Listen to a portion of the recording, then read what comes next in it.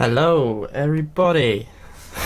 Take two for those of you who were here last night, or at least waiting here last night. Sorry once again, but I said sorry, the video's been out. This is the live stream, we're here. If you're in the comments, let me know right now, and yeah, let's get to it. I'm just going to kind of run through this bass right here, which is the Klos Guitars Apollo Pro bass. There we go, you can see the headstock there. And this is a world exclusive, really. This hasn't been played outside of Klos headquarters. There's one video on YouTube at the minute featuring some playing from this bass. And I'm just gonna play, show you, do some, probably just going to warm up really, just going to have a little bit of practice and show you some of the different tones while I'm there. But this is also a Q&A session, so if you have any questions either about the bass or about anything in, anything bass in general, let me know in the comments in the chat.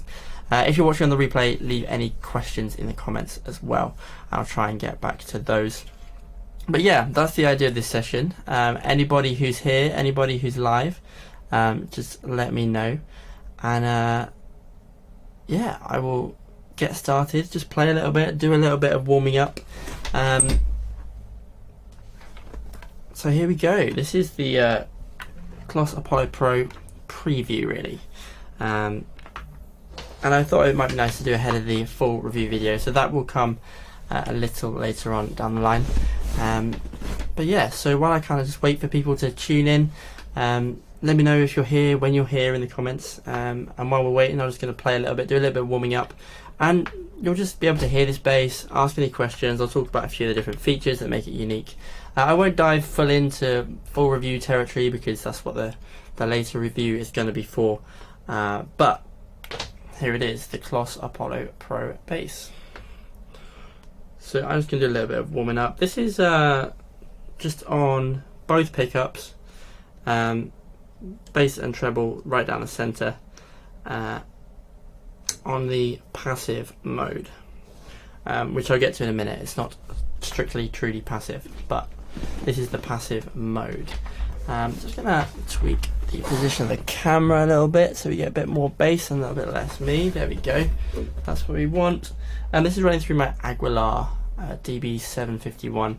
You're going to be hearing a combination of the mic I have overhead for my talking, and the Aguilar DI into my Universal Audio Apollo. So yeah, just going to do a little bit of warming up, just a little bit of playing. It's actually been a really long time since I've played regularly. I've been doing loads of other things. If you notice around here, I've got the new panels. The studio room is kind of being this second room rather than the main studio. I'm treating as a kind of little mix space, little home studio demo space for when the main studio is occupied. So yeah, just building it up and making it better and hopefully improving the experience for you guys as well as myself. So yeah, just going to play a little bit, go through a few scales, and then move on through the different sounds you can get on this bass. So this is both pickups in humbucking mode, on the passive quote unquote mode, and bass and treble right down the middle.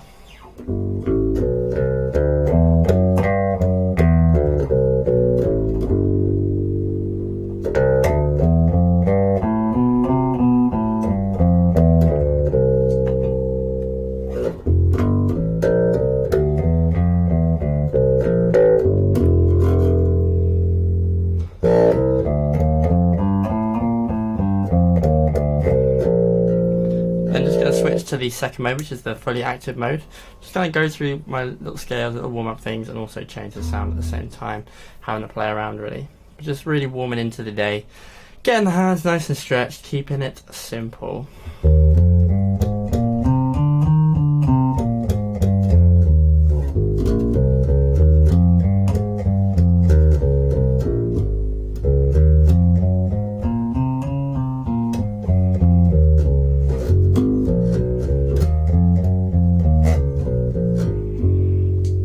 active mode, and then go into active with a bit of a scoop.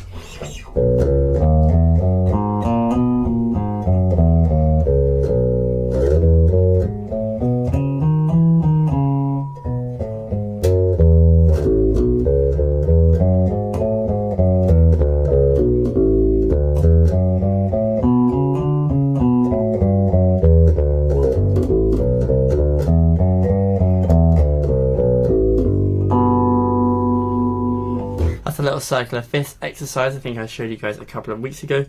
But yeah, as I say, anyone who's tuning in as we go, let me know if you're here in the comments, and let me know where you're tuning in from. Obviously this is a bit earlier than I typically do the streams, but after yesterday's false start of a stream, I wanted to make sure we got one out and got you guys hearing this bass from Klos guitars.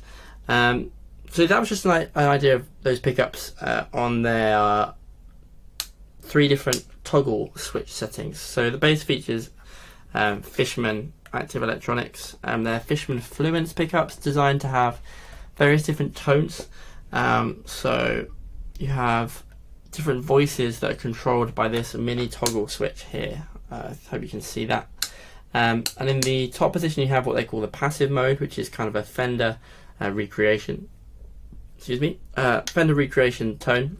Then you have the active tone, which is a more fully dynamic range. The bottom really fills out when you're on the middle position, and then at the bottom you have the active scoop funk sizzly mode. It's called active scoop, I believe, on the Fishman website. So yeah, that's the principle of it, is that it's controlled. The tones are controlled by having different voices built into the pickups. It's something that I've seen on the Yamaha TRBX basses as well, and then the Fishman pickups also, they're humbuckers, so you can split them. So you just pull up the volume knob and you're into split coil mode. 1 second, just checking. Good. Okay, all good. Just checking after yesterday's stream that everything was going okay and sounding alright. If there are any issues with sound or anything, let me know that in the comments. But yeah, split coil mode, push pull on the volume knob, and then you've also got the bass boost here, the treble boost here, and then the pickup pan, so between the back pickup there and the front pickup, and it's notched in the middle so you can feel when you're right down the middle on both pickups. So that's the electronics on this bass, really fully featured. Nice to see, you know, so much variety, and I think it's cool to have the split coils as well. Because I think sometimes the humbuckers can sound a bit generic when you have humbucker basses. Sometimes it's not always the right thing. Humbuckers are inherently quite bassy, and I think actually a lot of our bass tones throughout history are built on the mid-range and the treble profile of the pickups rather than necessarily just the big bassiness. So if you're just joining the stream, welcome. Just doing a little preview of the Klos Apollo Pro bass, and if you are interested in this bass, like the way it sounds, there is an affiliate code in the description. So if you go onto Klos Guitar's website, you'll get 10% off by applying the code TylerSpicer10 at checkout. And there's a link to the website there as well. So hit that and go and check out. It's 10% off everything in the store.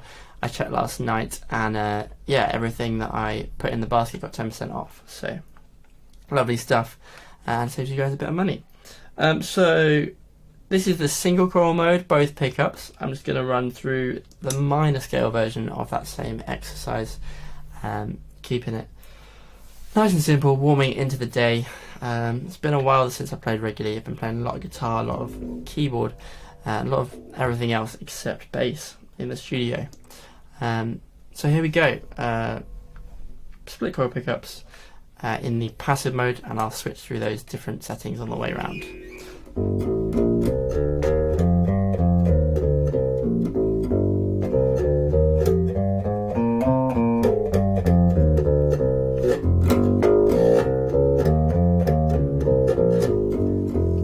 That's split coil. Let's go to split coil. That's split coil passive. Let's go split coil active.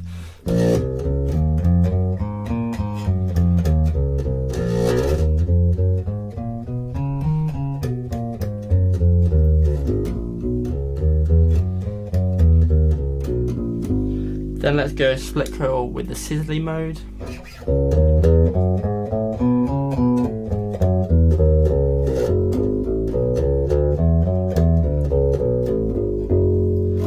Let's go to the front pickup with the passive mode.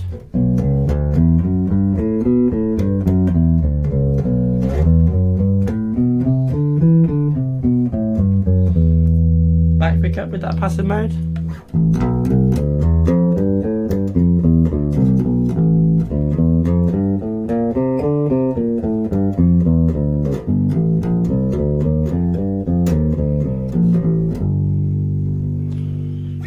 So there's a few different sounds in there.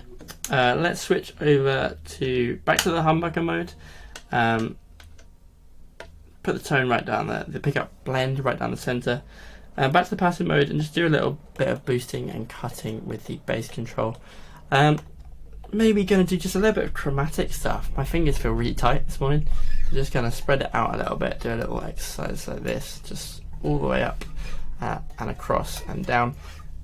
And if I get it right, should be displaying the benefits of this neck heel right here, which is one of the great features about this guitar is how it's built, the accessibility to the top frets based on how it's screwed together, and unlike most bolt-on necks where there's quite a hefty lump of wood here that it's difficult to get around into these upper frets. One of the things they worked really hard on when they built this bass and designed the bass was making it really accessible. So not only do you have this little scallop here that kind of curves naturally with the hand, so your palm sits nicely across there, but also on the front you've got the cutaway as well here, allowing you to get up to these 24 frets. It's a 24 fret bass. So yeah, just gonna do, like I say, some chromatic stuff and just change tones as well on the way through. This is passive in the humbucker mode.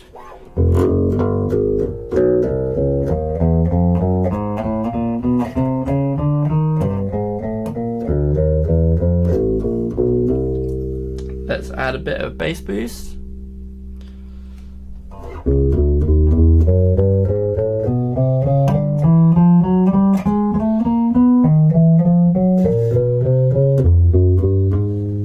Bit of treble boost. I just did that wrong, didn't I?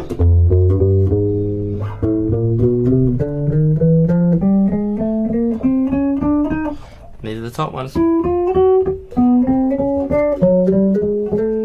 And this last one I can never do with my little finger. Just always that little bit too far across the neck. And then back down, let's go for split coil. So both pickups split in that passive mode still.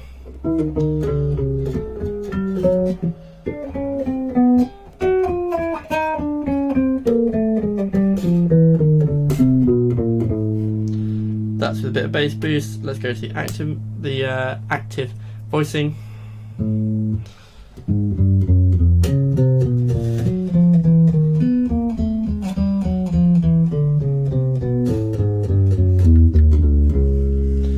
then scooped voicing.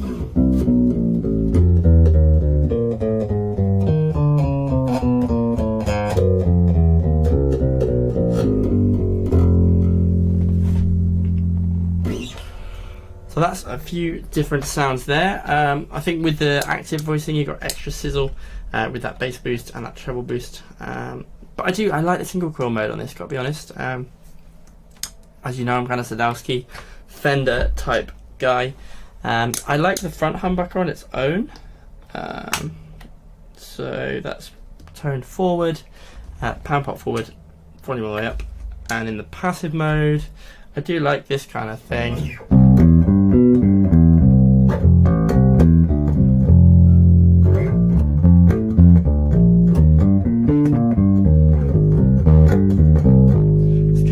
Different take on a P bass, kind of dig that. And then yeah, I just like the single coils with both pickups together for that meaty jazz bass, or maybe slightly towards the front pickup a little bit more, and then bass and treble boost, kind of like I would run on my Sadowskis. They get kind of close in a different kind of way.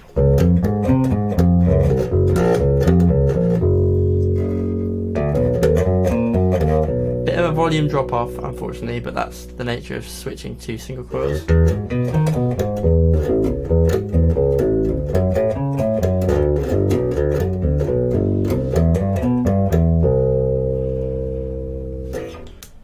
I think in the active mode, both pickups and a bit of bass boost and treble boost, you get kind of a really hi-fi sizzly thing going on as well.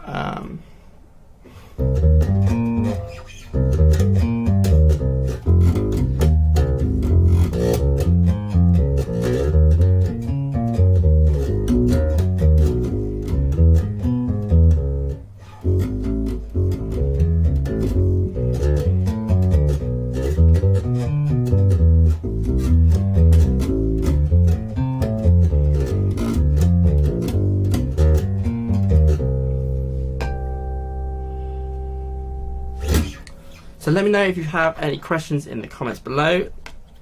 Talk a bit more about the bass. Carbon fiber neck, obviously probably one of the biggest differentiators about this bass. You also notice the really short headstock on it, which is designed to do two things. Firstly, it's designed to make the bass shorter, make it easier to travel with, and secondly, it's designed just to alleviate any neck dive. So the bass should sit nice and comfortably there, a little bit on the shoulder, on the arm, but it generally, when you put it on a strap, feels really good and balances really nicely. You've just got a little bit of arm there, and no problem with neck dive. Not that I've really noticed, anyway.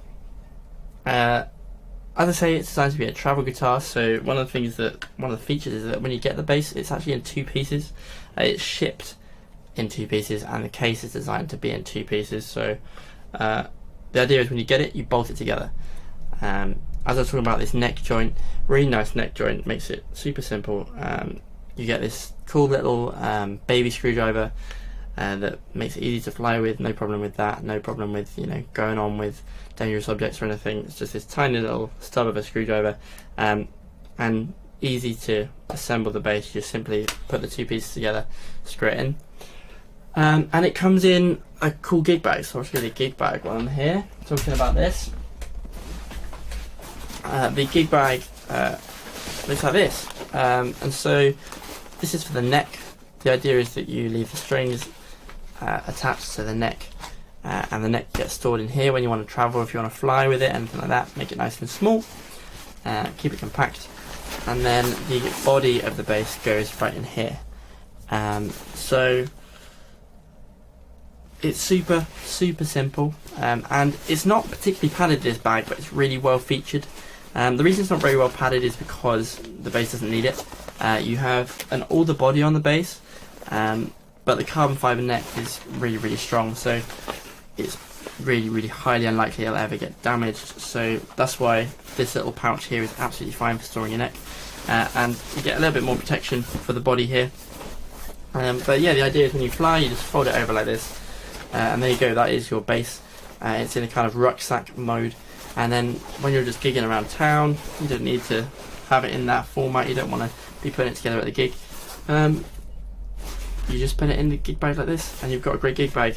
Nice space in the pocket as well, nice deep front pocket.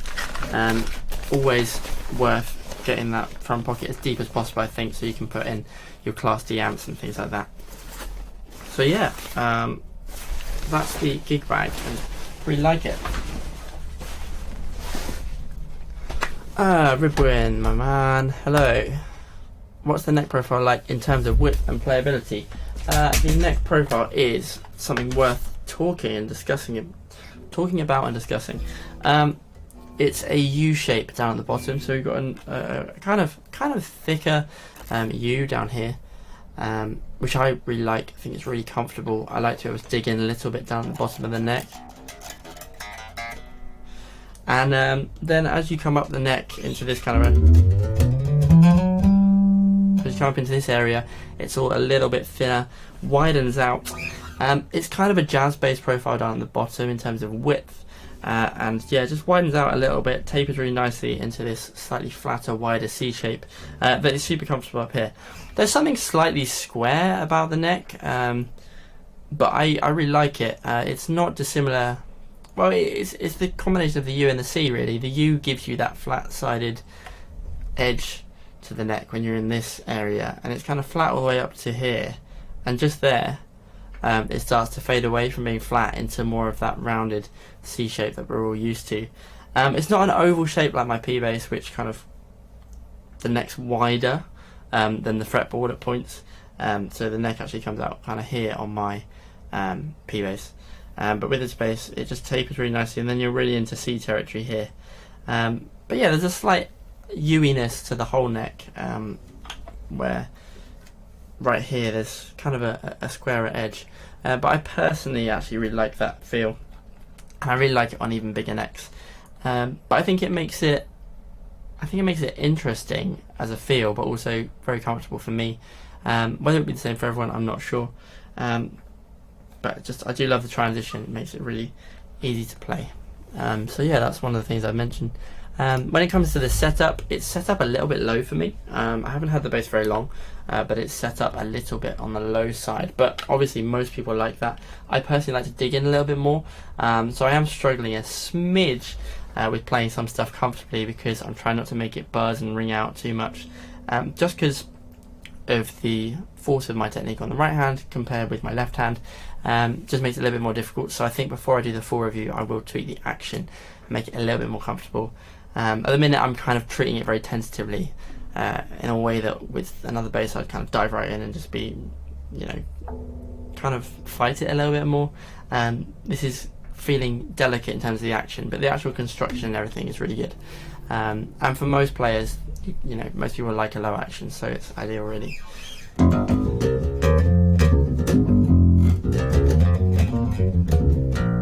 See, I personally would like a little bit more space under the right hand, and yeah, just a little bit more distance from the strings, so I can dig in a bit more comfortably and have a bit more control. I personally find when the action's a little bit too low, for me anyway, that it starts to become a bit fretless, a bit buzzy, and I don't feel super comfy. I'm really delicate, so those few exercises I've done so far today, I've been quite delicate with it, and I'd really like to be a bit more.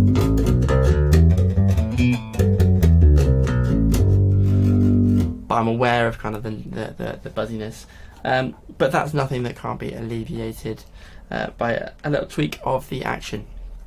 So we've been in the active mode for quite a while now. If you have any other questions, let me know in the comments below about this bass or anything else you want to talk about. I'm going to be here for another 10 minutes or so. Again, apologies to anyone who tuned in last night. I was meant to be here, I was here, I did the whole show just like this to no one and didn't realise. So I was blindsided by a couple of comments that seemed to completely coincide with what I just said, so then I thought, oh, okay, there's definitely people here, and just people weren't talking, but it turns out there weren't people here, or you guys were waiting, and I wasn't fully live. So my mistake, lesson learnt, and thank you for tuning in this morning. If you are here, hit the like button, and any questions you have, put them in the comments below. As well, if you're watching the chat replay, any questions, leave them in the comments and I'll try and get back to you. This is just a preview of this bass. There will be a full-on review, but yeah, this is a world exclusive. Hasn't really been played outside of Klos headquarters. Let me know your thoughts on it. Any thoughts you have on this bass, let me know. And there's a discount code, so if you are interested in one of these basses, like the sound, like what you're hearing, want to try out some of the versatility, some of the different features, you can do that. Just head to the link in the description, or head to Klos Guitars, and then at the checkout type in Tyler Spicer 10. They've got some really cool cables, as well as basses and guitars and ukuleles. The idea is everything's kind of made of carbon fibre, super lightweight, easy, comfortable to play. And talking to the guys there, it's a really cool idea and concept that I'll go into a little bit more detail in the full review. But yeah, I'm quite impressed with the ethos of the company and the quality of the bass itself. This is a prototype. The first actual models are coming out in July, and it's available for pre-order right now. So yeah, just dive into a little bit more playing. As I say, a little bit low for me.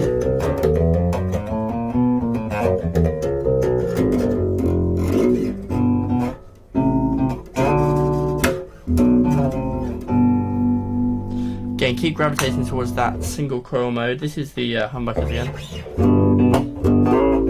Ugh.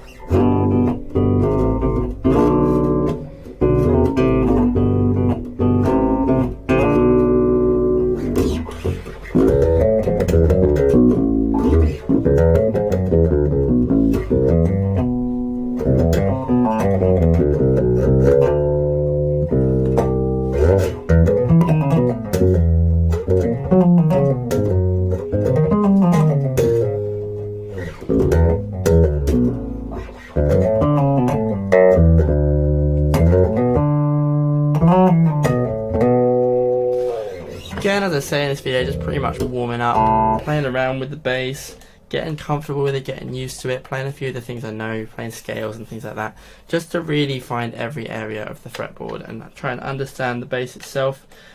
Let's do some more arpeggiated stuff.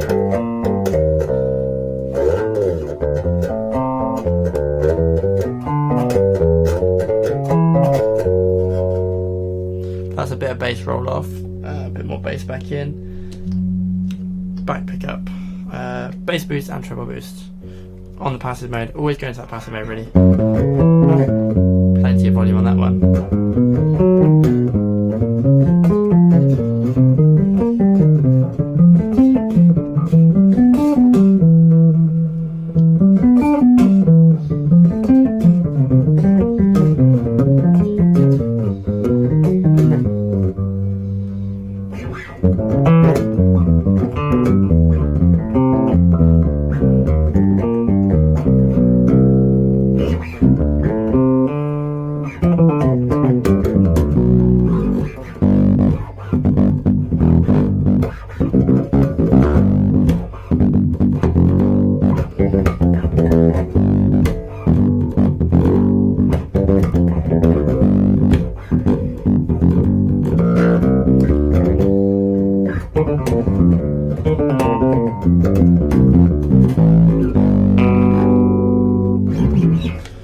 That was passive mode, bass boost, treble boost, and on the back pickup in humbucker mode. Question here from Alexis. Let's go.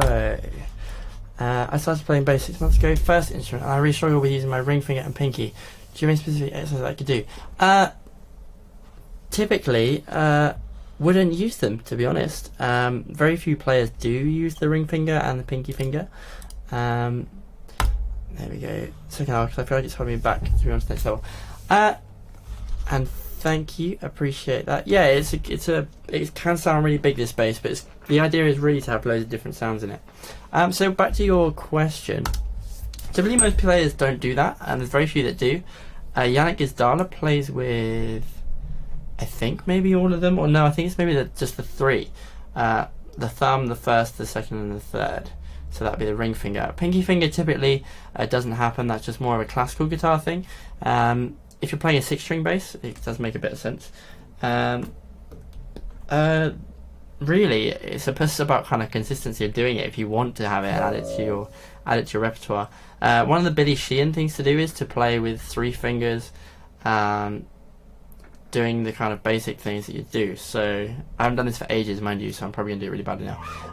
But instead of playing, let me move the chat box out of the way just so you can see. So instead of playing like this, fretboard. That makes sense, of course. Okay, cool. Okay, in that case, ring finger and pinky finger, pretty essential. The first exercise I did today is really useful for that, but it's about thinking about how you're going to lock in the technique. So for me, the most important thing is to be really disciplined about it and really tough on yourself about this. First finger, lock it in position and treat each fret as associated with each finger. So the first fret's associated with your first finger, second fret's associated with your second, third with the third, and yes, you guessed it, fourth with the fourth. So for example, go to the passive mode, back pickup, nice sound, okay. We want to be doing 1, 2, 3, 4, keeping it really rigid. You can try to keep those fingers close to the fretboard, try and keep them locked over those positions.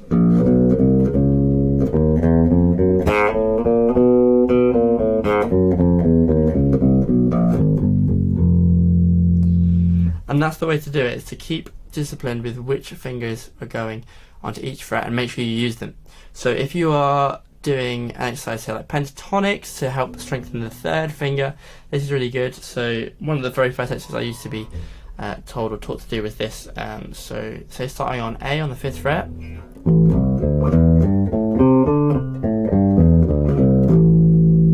So that focuses on your third finger, which is really important, and one of the pivot fingers, that ring finger.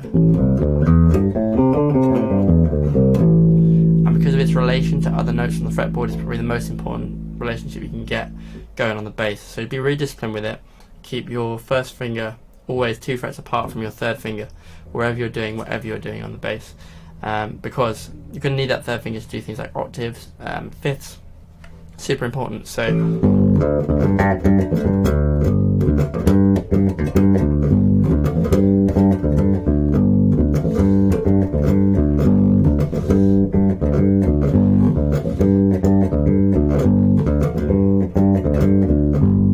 like that, where you have to keep those fingers spaced and disciplined, would be really good. And the major scale exercise that I have demonstrated on the channel before, and with the exercise that I typically start off with when I pick up a bass, just making sure I'm comfy, which is again this.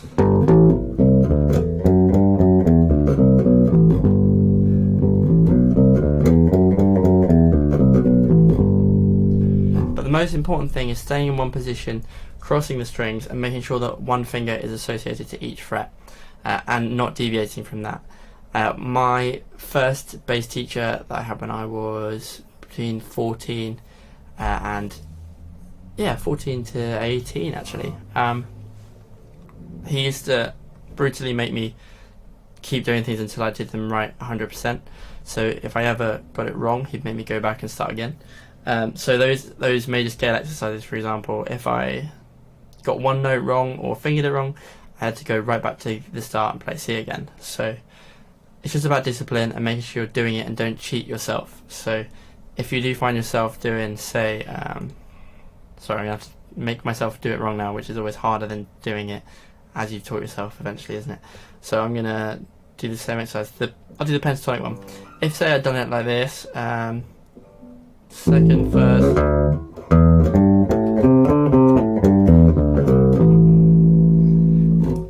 it would have made me start again every time, and we'd go around the circle of fifths, so it would have been.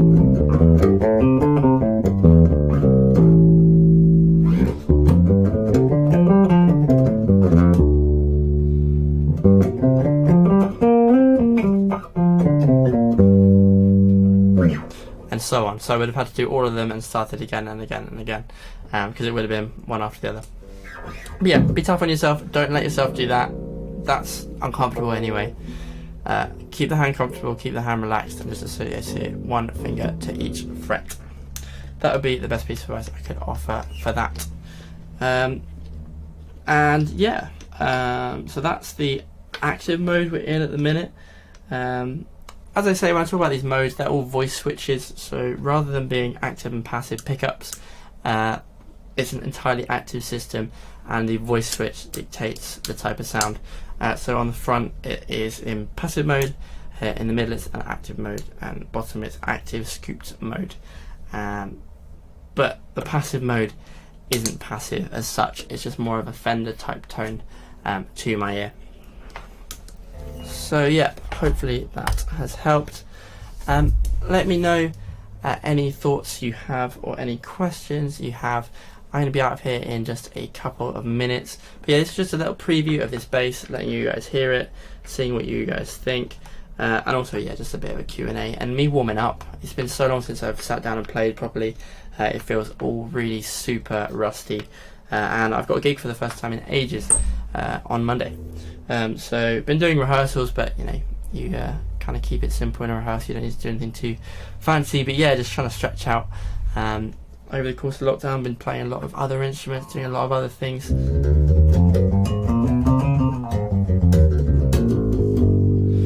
But yeah, just becoming acquainted with the instrument, becoming comfortable again, stretching out the hands again. First thing in the morning, it always feels a bit tight, a little bit uncomfortable. But yeah.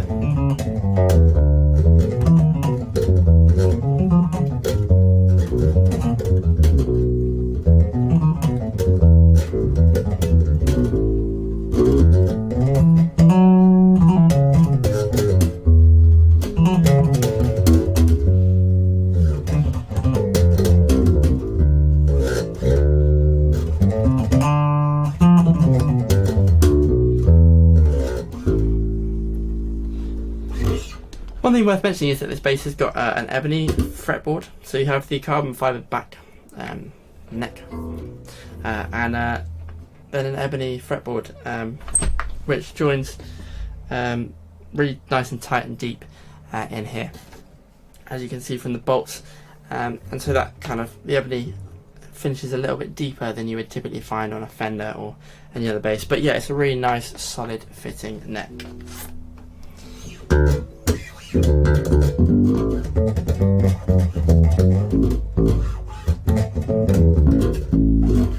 This is that scoopy mode for the kind of funky thing, was the idea, as stated by Fishman.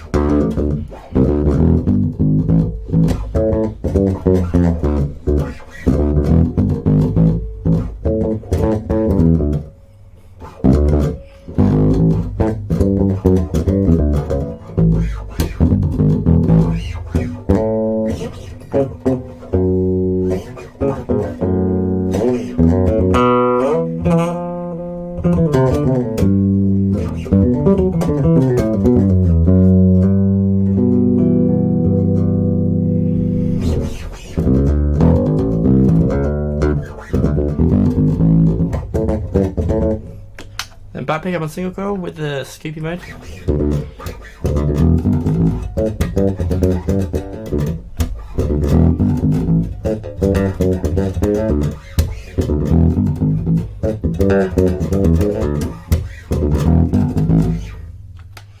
Yeah, nice. Different, decent range of tones in there.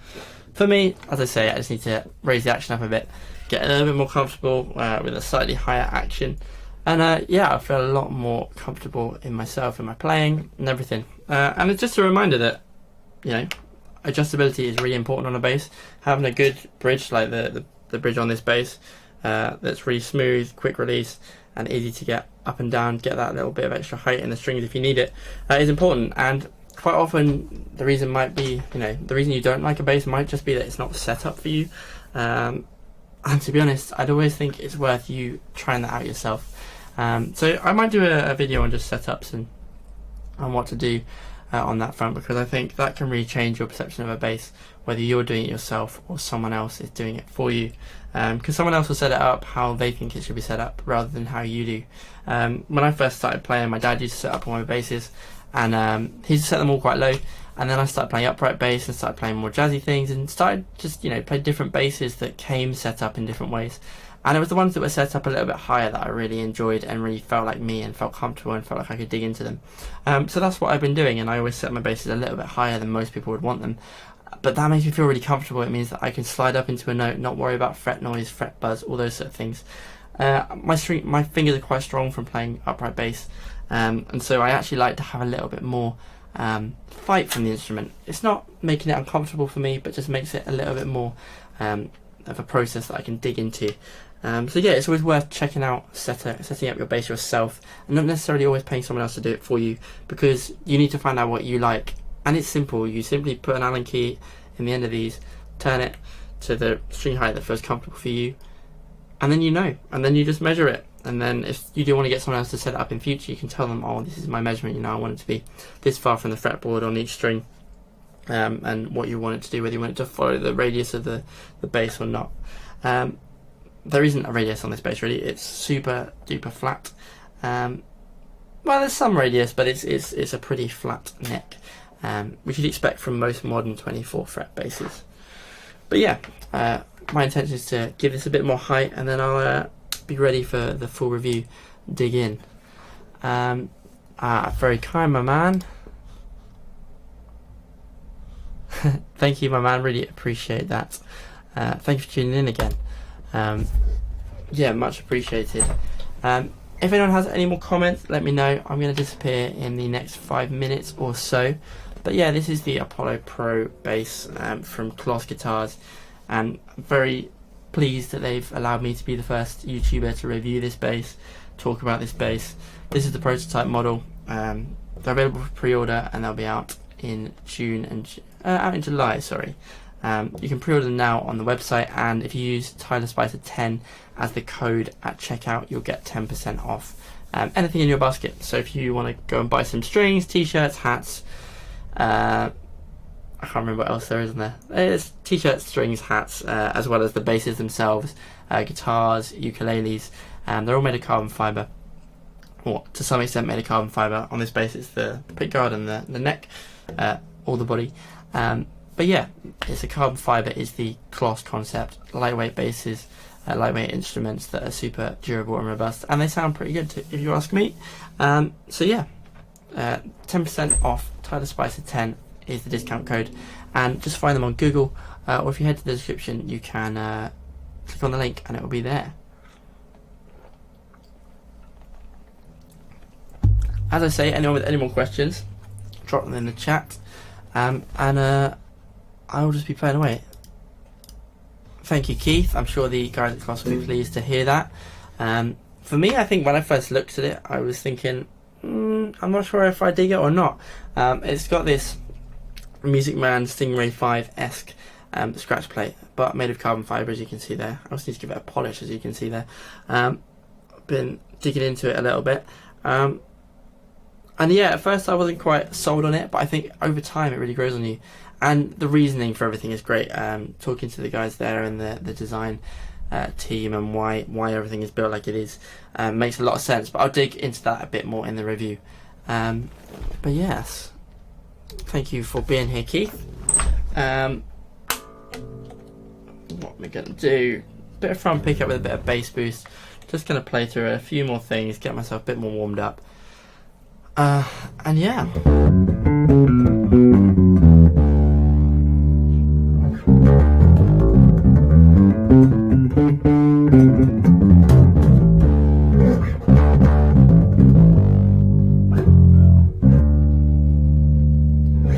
Hey Alexander, thank you. Sorry, I know that you were there last night because I could see you in the chat and I thought it was live and it clearly wasn't. Thank you so much for tuning in last night, and thank you for coming here again this morning.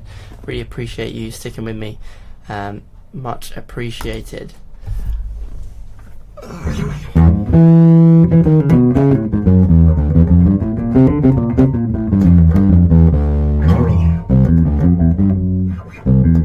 Oh, it's been a while since I've done that one. Oh, I'm going to dive into that one.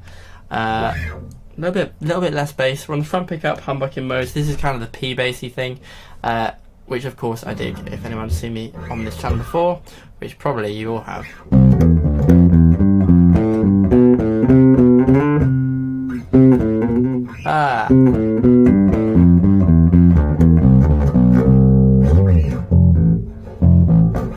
What am I doing? Let's go again. I used to love doing this exercise and I haven't done it for so long.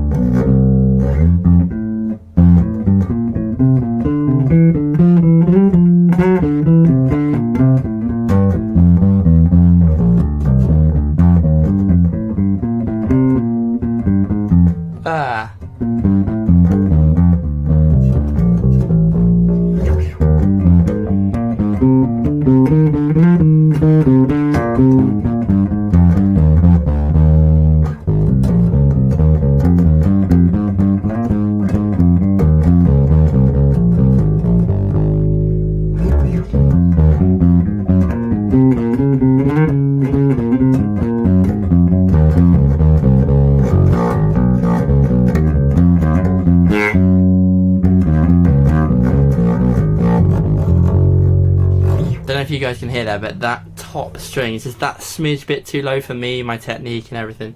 So definitely going to raise that up as I was talking about in the setup. What's the harmony? B.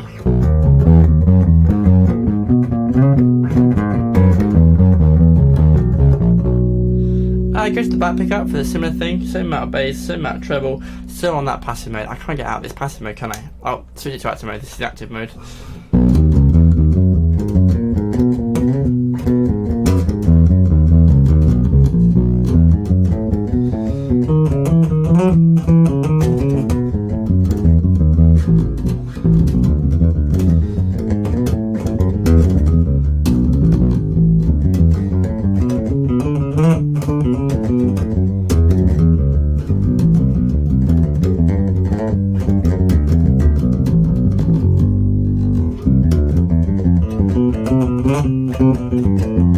Ah. That's exactly a way of not to do that, Lexus, is don't do that, don't mess up. But I was just really getting into it and enjoying the fact that, you know, as you do these things that are kind of muscle memory things that maybe you haven't done for a long time, particularly as you do them across the neck, and the more you do them and spread out, the muscle memory comes back and suddenly it all kind of feels super comfortable. I'm going to do that with the minor scales, and then I'm going to get out of here. I will do some more videos on these exercises as well. These are some of my kind of go-to warm-up exercises. As I say, it's been ages since I've played properly. But nice to be back with you guys, nice to see you guys again. Sorry that I've been away for so long. I've just been trying to improve the studio, improve this room. As you see, I've got some more soundproofing and panels going on behind me, and a lot of the work has gone on behind you that you can't see. So I might work on that and get some of the room turned around so you can see a bit more. But new, different desk that's just a bit more to my liking, my style. A bit more minimalist and a bit more comfortable, bigger, just right for me. But yeah, I'm just going to do one more exercise, go through the different settings on this bass while I'm doing it, and then I'll get out of here. But yeah, thank you for tuning in, everyone who has. Thank you for everyone who's left questions. This is just a little preview of this bass, and there will be a full review video coming very soon. But yeah, let's do this and see how I do again.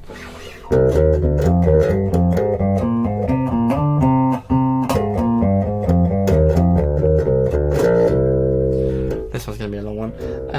This is the passive mode, both pickups, no bass boost. I think once you start putting that bass boost in, you kind of don't want to be without it, do you? Adds a little bit of extra volume to the signal.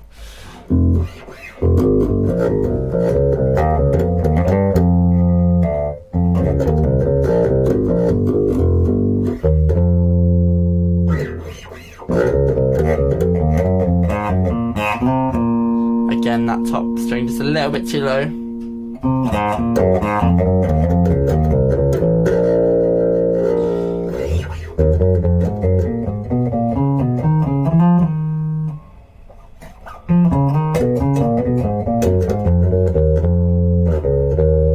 And that wasn't what I was playing a minute ago, was it?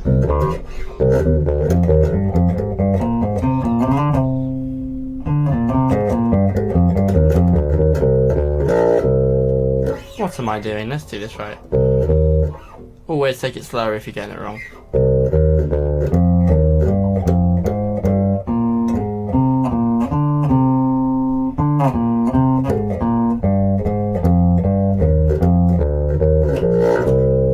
That's what I'm supposed to be doing.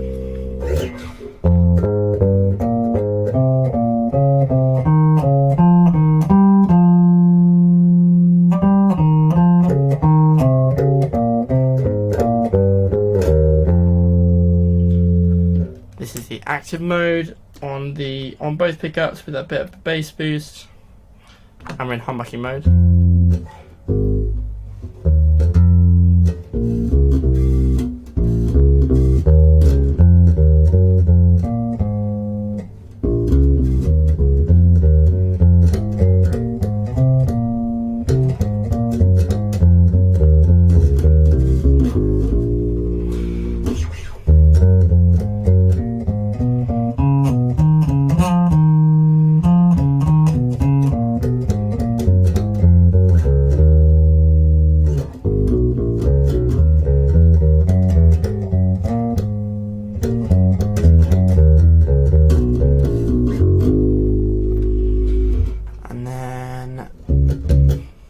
Up to C sharp, go to the back pickup, humbucker mode, we're in active.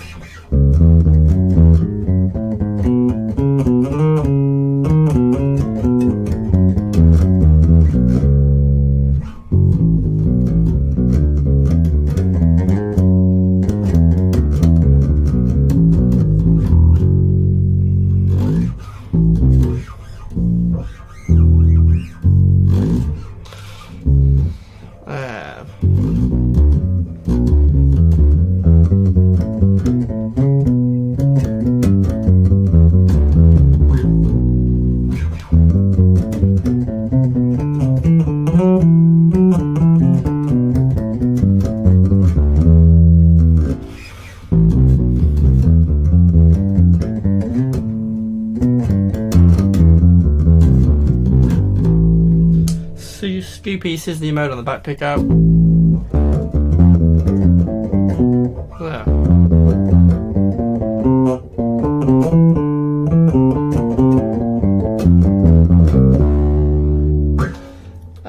Front pickup in the Sizzly mode.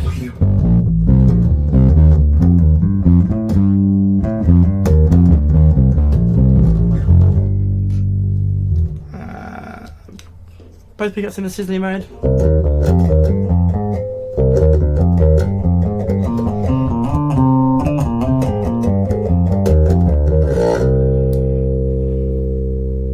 We're back at C, which is where we started.